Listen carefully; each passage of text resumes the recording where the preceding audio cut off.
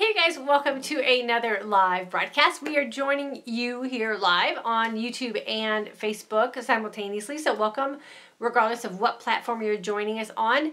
Tonight we are going to talk about intermittent fasting and when to say no. And when I talk about when to say no, I'm referring to times in social obligations when there might be a little bit of peer pressure, or there might be someone who's trying to talk you out of sticking to your goals. So this is specifically to saying no to people who may not understand what it is you're trying to do with fasting, and they're trying to talk you into either breaking your fast or talking you into eating or indulging in some things that go against what you're developing for your own nutritional plan. So if you are new, welcome. My name is Diane, and for the past 25 years I have been helping women find nutritional plans and fitness programs to help them look and feel their best and live their most authentic life. And authenticity is one of those things that I think is super important anytime you are trying to focus on making sure that you're living a healthy lifestyle. And this plays hand in hand with the topic that we are going to talk about tonight, in when it is you should stand your ground and just say no in social situations when you do not want to compromise what your goals are or what's important to you in regards to what you're trying to achieve with your health and fitness. So let's get right into it. We've talked a little bit before about fasting and, publicly sharing it is what you're doing, and how we can get a lot of flack and a lot of negative feedback from people who aren't aware or haven't been really educated on the benefits of intermittent fasting especially, and don't really know, what the protocols are that you're following and why it is that you're doing what you're doing, and they think that fasting is unsafe. And so we've learned to kind of just not say a whole lot and just politely excuse ourselves from situations where we don't want to eat.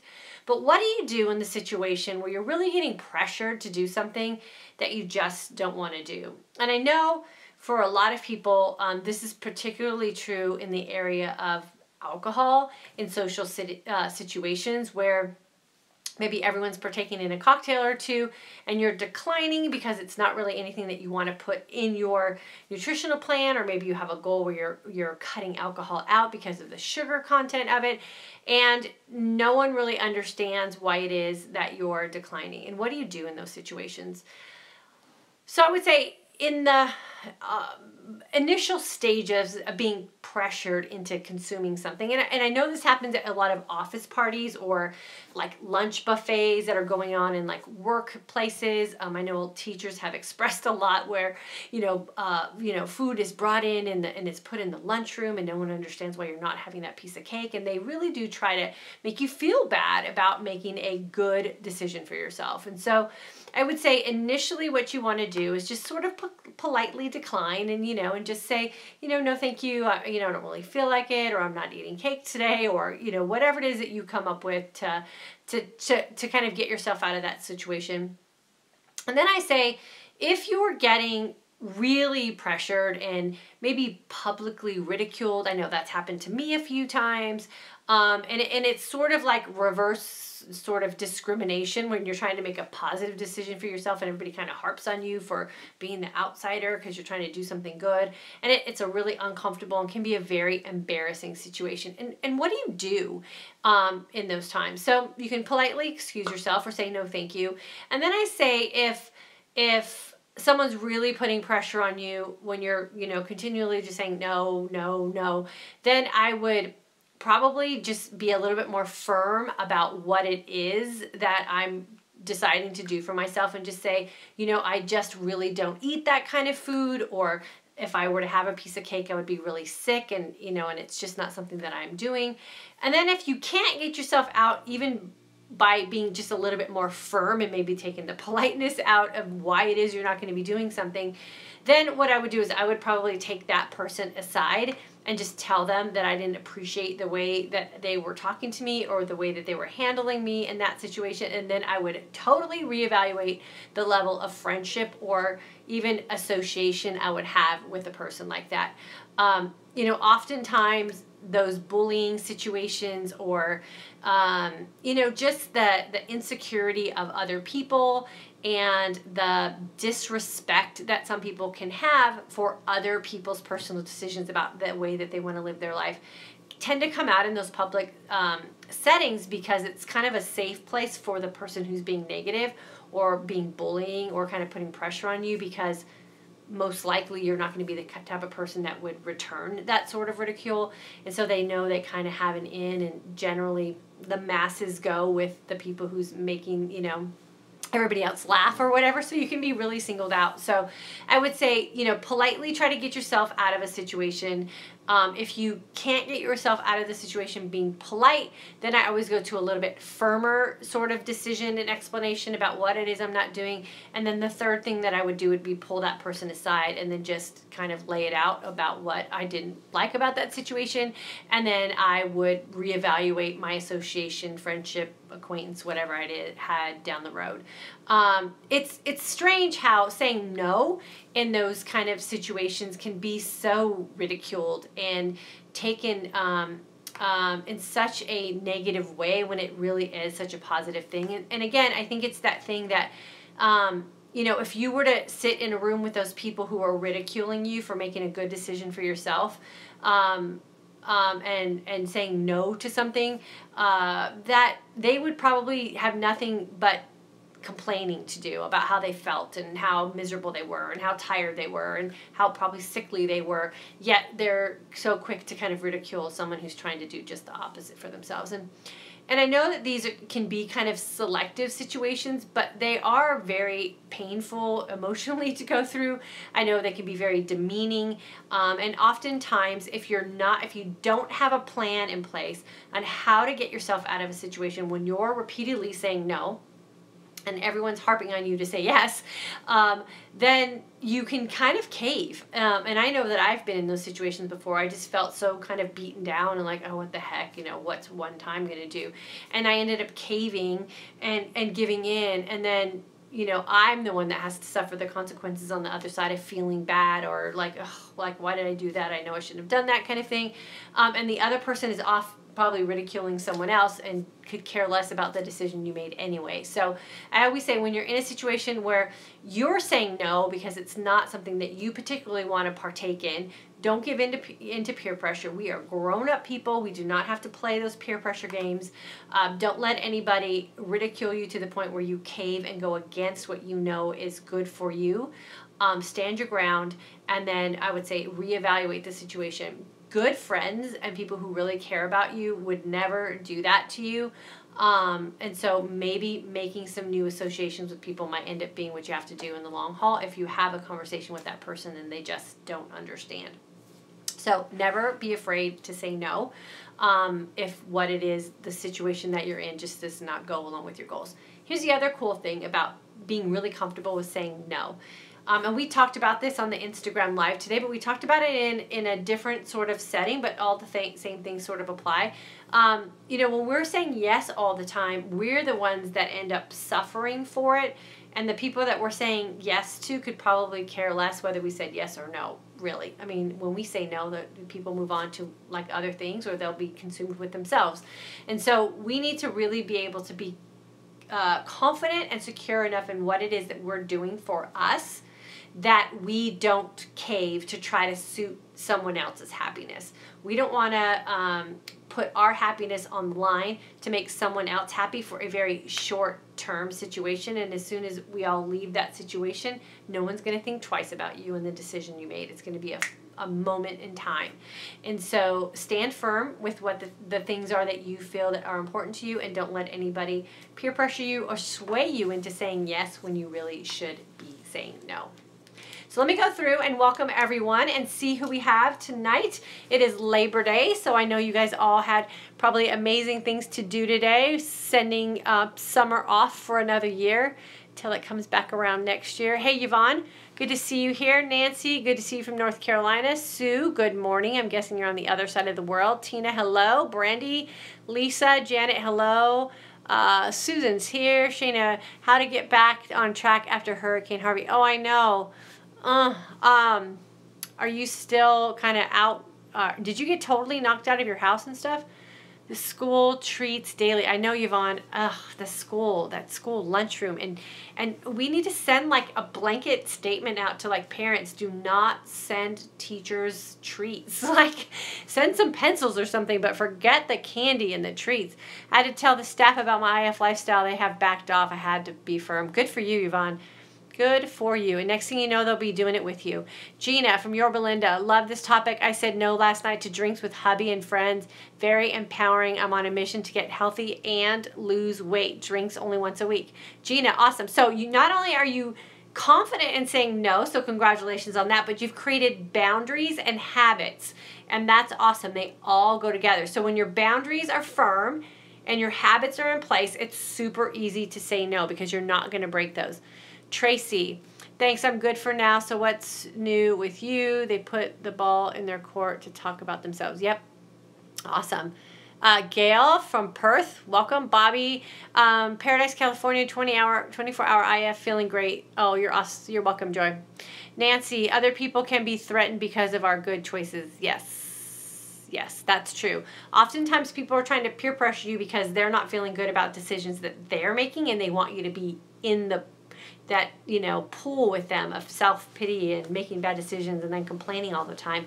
It's often uncomfortable for unhappy people and unhealthy people to be around happy, healthy people because it makes them, realize what they're doing. So I say the more happy, healthy people that you hang around with, the easier your lifestyle will be for you to execute.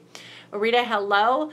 I have very stressful day. I was a bad girl. I had candy, went to dinner and had yeast rolls, all of which I haven't been eating for over a month. Well, you'll feel bad tomorrow, and then you'll remember why you don't do that, and then you just fast it away. Kristen, and then make notes on what you did, Rita, and make sure you don't keep repeating that. Angela, hello. India is in the house. Is that Shalini, I think is how you pronounce your name? Nancy, you were not a bad girl, maybe made poor choices. Yep, there you go. Joy, hello. Tina, sometimes saying no when people are used to you saying yes can bring up some difficult situations. Been there, but why not? You did it last time. Yeah, just say, well, that was last time. Today's a new day. Lori from Portland, you're so welcome. Kristen, great day today, 24 with no issues. I was absolutely surprised that my eating window has started. That's awesome. Susan, hello. Time to say no to yourself. Yeah, know when to say no to yourself too. Good point, Rita. Jennifer, I've been learning to think before I eat. Do I really need it or want it? And most of the time I wait it out and I can say no. Okay, that's awesome, Jennifer, to bring that up. That's why I say I eat conscious carbohydrates. So whenever I'm eating carbohydrates, I always ask myself that question too, like, how's this going to make me feel? Is this the right carb for me to put in my body? How much of this have I had in the last week? And do I really need it or do I really want it? And oftentimes if you decide if you need versus want, you can move on and do something else. Keely, welcome. Shayna, 51 inches of rain, boat rescues, pig rescues on our farm. We had no water, but friends, family, neighbors, curfew, 8 p.m., no stores open, flooded. Oh my gosh. Shayna, I'm so sorry. Had a family here 3 days. Oh my gosh. I'll give you guys an update on what we're doing with that here with us too soon. Marina, hello. Brown Eyes, good evening. Doreen, hello. Linda, joined your September group, excited to learn. Oh, cool. I'm guessing you're going to start next week then, so congratulations. Birdie from Alabama, hello. Randy from Baltimore on day 3 of the program, feeling strong, awesome. Doreen, I managed to stay on my plan all weekend, even when out with friends, awesome. Emilia, worried about weight gain, comments from so many others in my current student course. Is binging common after an extended fast, and is there any advice to deal with to avoid it? Binging, yeah, you don't binge.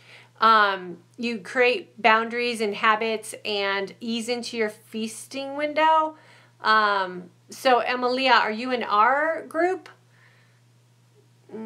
Current student in my current students course. Okay, I'll go in there and check and see what people are saying about binging. Binging's a choice. So it might be that you've moved into your feasting window too fast. You're fasting too long and you haven't really gotten those hunger hormones under control yet. So don't let fasting and feasting be an excuse to binge. sometimes you do need to eat the entire time you're in your feasting window, but oftentimes it's an emotional thing and not a physiological need. So we'll have to address that. Thanks for bringing it up. Carolyn, good evening. Vicky, good morning from Australia. I'm loving IF and so grateful. Oh, Vicky, you're welcome. Thanks for saying that. Zoe Blue, hello, Linda.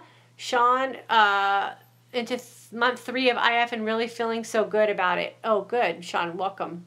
I'm glad to have you here again. You've been here for a while. Glinda, hello. Birdie, I think people try pushing you to eat what you say no to. I think they really wish they could say no. Yep, that's it too. That's peer pressure. That's classic peer pressure. Deb, loving the September 2nd. I have class first day. Love it. Awesome. Mickey, let's see. Nova Scotia. I've been struggling with this in the last few weeks. Thank you for the encouragement to stay focused on the positives of healthy lifestyle. You're welcome. Susan, had a heated discussion with the husband the other day. He says it's not safe and all I have to do is exercise like Arnold. Oh, yeah, right. When he asked what I've been reading, I replied, science. There you go. Yeah, science. It's backed up. Arnold also took steroids, I think. Does he want you to do that? Surreal, thank you so much. You have helped me so much. Oh, awesome. Glad to have you here. Doreen, when your body is where it needs to be, will the weight be stable at that point? I think so. I'm where I need to be. Or where I need to be considering what I'm doing, and my weight is very stable. I just started kicking up my exercise pretty intensely this week, so I'm expecting a little bit of a weight loss this month, but that's just because I'm putting out more than I'm putting in. But it'll level off because my hunger hormones will also regulate, and I'll probably just eat more in my feasting window. I want to join your group. How do I do it? There's a link that was just posted. I'm in your September 2nd course. Didn't say that earlier. Oh, thanks, Linda. P.S. I'm staying with my 80-year-old mom, and she keeps begging me to eat breakfast. So funny. Well, your mom's 80, and she's probably sweet as can be, so maybe eat breakfast with her every now and then. We had a brunch today, and I'll kind of explain to you guys how we manage brunch in our home. So my husband posted the group on the link on Facebook if you guys want to get ready, signed up for the next course.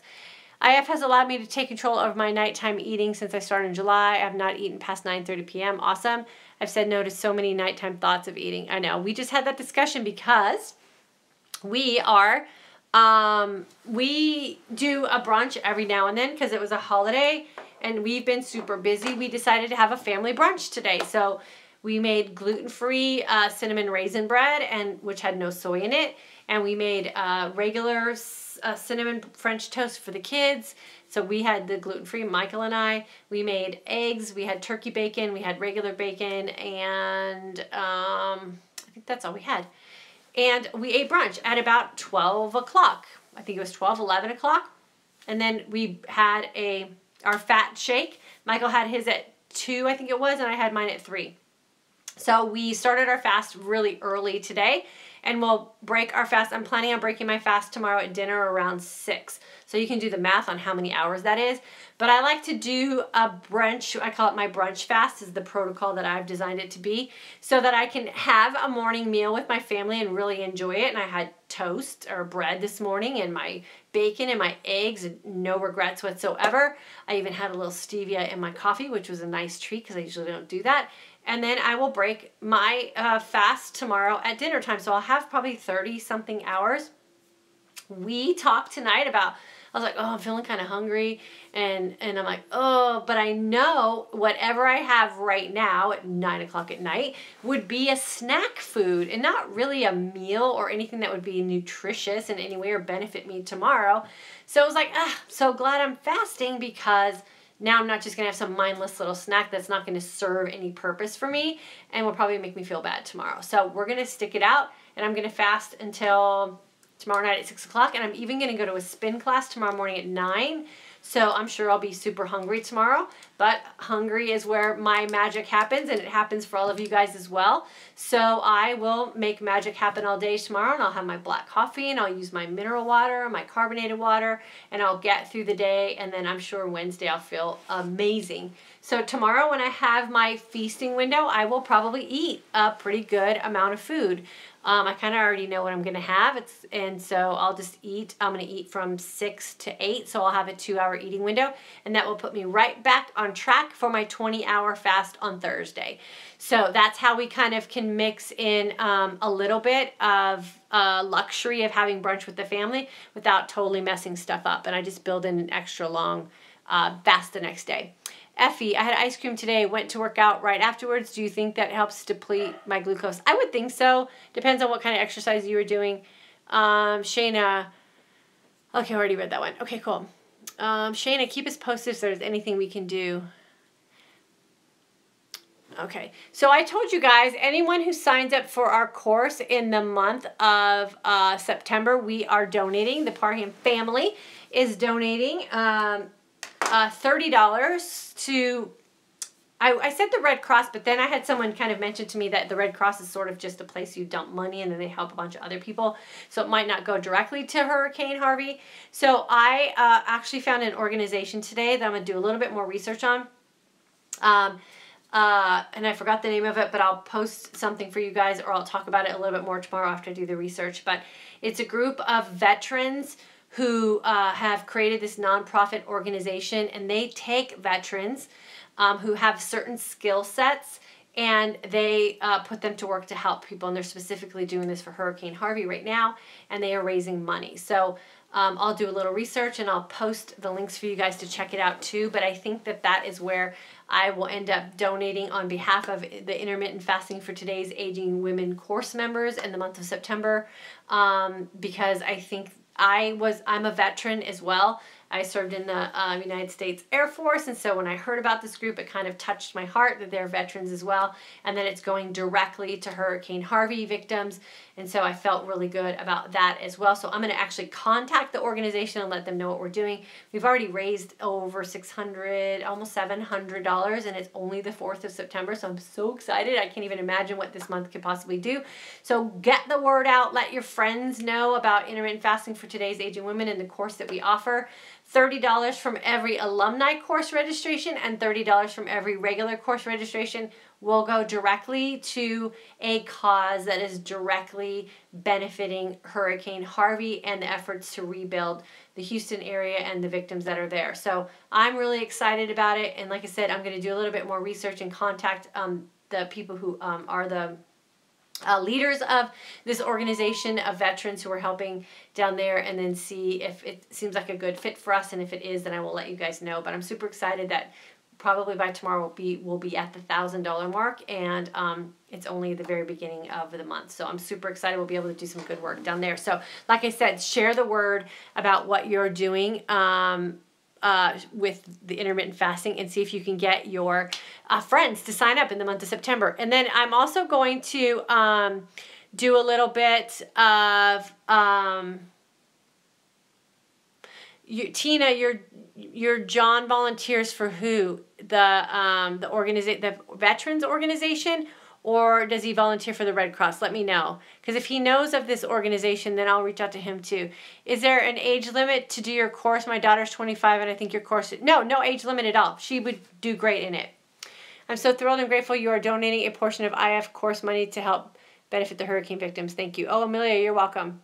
Yeah, and I'm going to see if I can set up some other direct link too. So if you've already done the course and you want to donate some money to the hurricane efforts, then we can just do that and add it into the sum of money that we'll be donating as a whole. So I'm hoping that we can get this whole community of women to do something.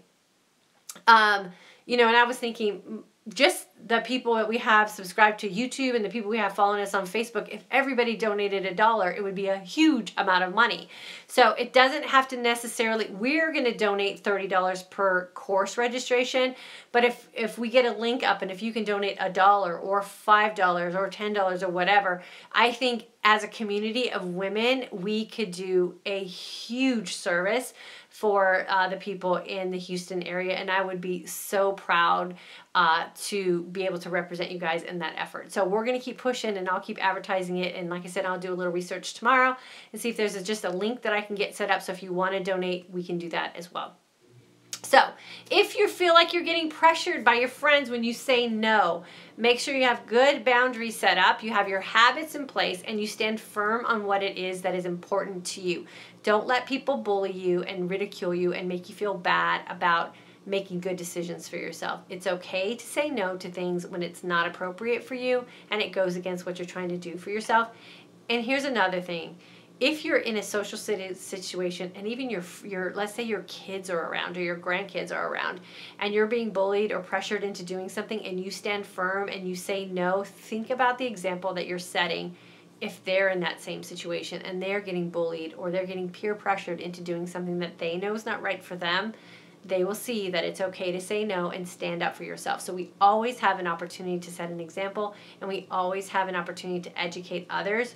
And I guarantee you, if you stand up and you stay strong, there will be someone that sees that, and the next time they're in that situation of being peer pressured or bullied into caving against something that's within what they want to do for themselves, they'll see that and they'll remember that in you, and you'll give them strength to do that for themselves the next time too. So we're always in that situation. Jessica, Caitlin starts school tomorrow, so I'm getting back on track with IF and pushing play. Jessica, congratulations. Make sure you keep in touch with me. I'm going to keep you accountable to that. Missed all you said because I was typing. I have to rewatch. Thank you for helping our community. Oh, Shayna, we'll do whatever we can, girlfriend. Yes, both. Team Rubicon. That's exactly the organization I'm talking about. I thought they were so awesome. But he's in Texas for Red Cross, and we'll do TR afterwards. Okay, so Tina, maybe I need to reach out to your husband or something. I don't know. We'll figure it out. I'm going to reach out to Team Rubicon hopefully tomorrow. I thought they were an amazing organization, and I'll get some links, or we'll figure out something. I would really like to, as a community here, get as much money as we can and do it on behalf of us women. And I think how powerful will that be for a group of amazing women to donate a bunch of money to Team Rubicon, who are a group of veterans doing amazing things too, and then we can kind of pay it forward. So I'll keep you guys posted on that, but like I said, just get your friends to sign up for the course, and we'll do our part to donate the portion that we've committed to, and we'll see if we can get a nice amount of money to go out. I think it would be awesome. So I'm going to let you guys go for tonight. I'll see you guys tomorrow night back here, 9 p.m. Central Standard Time. And if you're doing my Instagram challenge, make sure you check into Instagram tomorrow. I will be broadcasting live sometime in the afternoon. I never know because my days kind of not too settled when it comes to that kind of stuff with the kids and everything, but it'll probably be sometime in the evening, probably before dinner time. So I would say maybe 5-ish I'll shoot for, because I definitely will be eating at 6. So I'll see you guys tomorrow somewhere, Instagram, Facebook, or YouTube, or if you would like, always feel free to private message me or send me an email, and we can communicate there as well. Have a good night, you guys. Thanks for being here.